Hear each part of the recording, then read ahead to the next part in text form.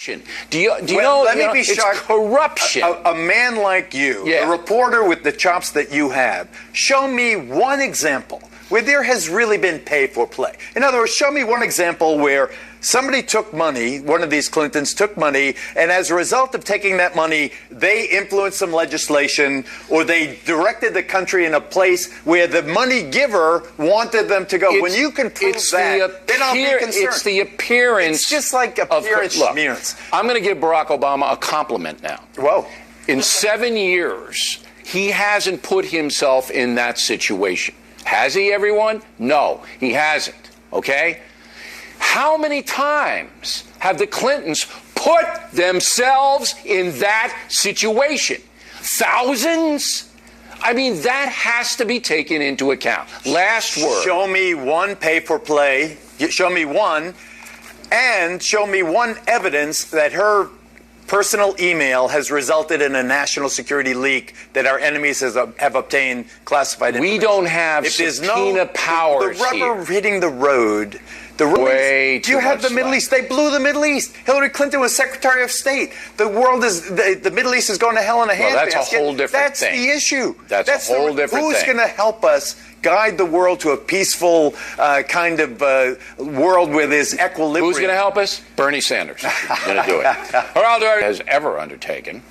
Condemnation came quickly. President Obama saying, quote, "As Commander-in-Chief, I have a responsibility to safeguard the American people and ensure the United States is leading the international community in responding to this threat." Does anyone believe Mr. Obama will respond to the threat in a meaningful way? Anyone? This evening, I do not believe the North Koreans are afraid. Back home, Libertarian presidential candidate Gary Johnson still trying to recover from a TV interview where he did not know what Aleppo was. I was thinking acronym when he said Aleppo, and guilty. No excuse whatsoever. No, there is nothing to base that on, as far as I know. Alan? Well, she was very clear. She wasn't trafficking in this kind of toxic birtherism. You know, that frankly, Megyn, is causing her campaign to implode and is putting her husband's scandals to shame. You have the guy who installed her email server, now given immunity. The guy who destroyed the evidence on the email server, given immunity. And guess what, Megyn? They're given immunity to go after the big fish, and that's Hillary Clinton. She will not be given immunity, and that's why she's into this mode the FBI of going after Trump for something.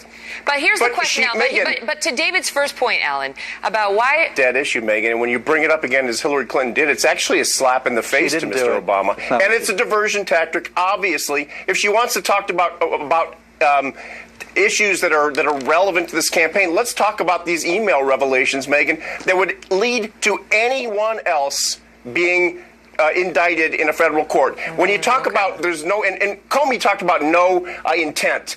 I can think back on my practice, Megyn. I have not represented a client who unintentionally, accidentally smashed 13 Blackberries with a sledgehammer. This was already, it doesn't happen that way. Okay, that's new evidence. And the White House may stand in the way of families seeking justice. Earlier, in a rare, very rare bipartisan effort, Congress passed the Justice Against Sponsors of Terrorism Act, allowing 9/11 families to sue anyone who may have been behind the attacks. Now the bill goes to President Obama's desk, and we are hearing he is not prepared to sign it. Joining us now, New York Congressman Peter King, who sponsored the bill, and Terry Strada, along with her daughter Caitlin, who lost their husband and father, Tom Strada, on 9/11. Thank you all so much for being here. Thank you very much. Let's start with you, Congressman. Yeah. The House passed it unanimously, and the Senate passed it unanimously.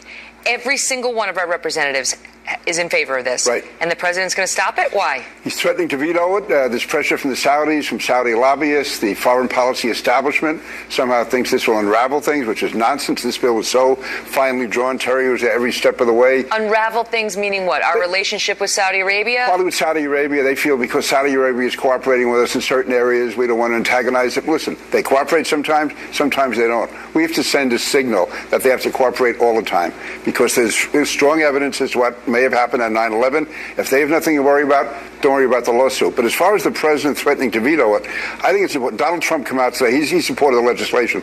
It's important for Hillary Clinton, I think now in her role, to tell the president that she supports it and call on him not to veto it. It's really up to her right now and to the president. Terry, obviously you lost your husband on 9/11, and you go forward with this, but why would you want to sue Saudi Arabia, given the difficulty that would be associated with it, given the unlikelihood of actually collecting on any judgment you might get?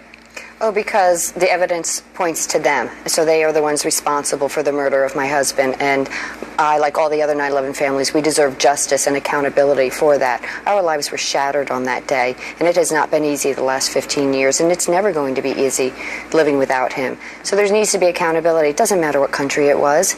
You know, it doesn't matter if it was the Saudis. What do you think of that? You know, President Obama saying, hey, that we have an important relationship with them now. We don't want to antagonize them by allowing this. Well, every relationship is better if it's based on the truth rather than lies. And right now they're hiding behind what they did. So the truth needs to come out, and I think things would be better. It won't damage our relationship. We'll still have a relationship with them. Mm-hmm. It's just that the families will have the justice that they deserve. This bill really is about justice. Caitlin, what do you think? You're 19 years old, just started college. So you were 4 years old when your dad died. I mean, do you have a real understanding of, you know, the enormity, apart from your own loss, of what happened that day? And do you think others are starting to forget? Because we're going to do a segment in the next block about this football team that's going to protest during the national anthem on 9/11. Right. It's the hardest thing for me to grow up in a world where the threat of President Obama not signing off on this bill. My father lived by the saying to do the right thing. He always wanted to do the right thing, and I think it's time for the president to do the right thing and sign JASTA and enact it into law. How do you feel like being a 9/11 child has affected your life?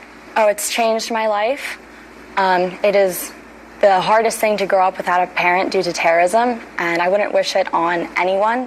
It breaks my heart seeing all of these other terrorist attacks happening every month here. So do you think the people your age get it? You know, get what like really understand what happened that day? I find that a lot of people don't truly understand what happened, and they don't know that no one's been held accountable. And I think that we need to finally bring those accountable. We need to bring them to court, and we need to find them guilty, and they need to be held accountable. That's the thing, Congressman, is that most Americans moved on with their lives and didn't have to live in grief ever after, as this family did. Yeah, I think too many Americans have moved on. It's, I guess maybe it's human nature to put it in the back of your mind, but the fact is we should never forget what happened. And the president shouldn't. Yeah, and I agree. And to me, again, he's the leader of the country. You know, whether you're Democrat or Republican, he's the leader. He should set the example. With 9/11 coming up in 2 days, for him to even talk about vetoing this bill is a disgrace. Absolute disgrace. Before I let you go, your message to these football players who may protest during the national anthem on 9/11. They are a disgrace to America. This is, they should be ashamed of themselves, and they should be, thank God they live in America. Great to see you all. Thank you.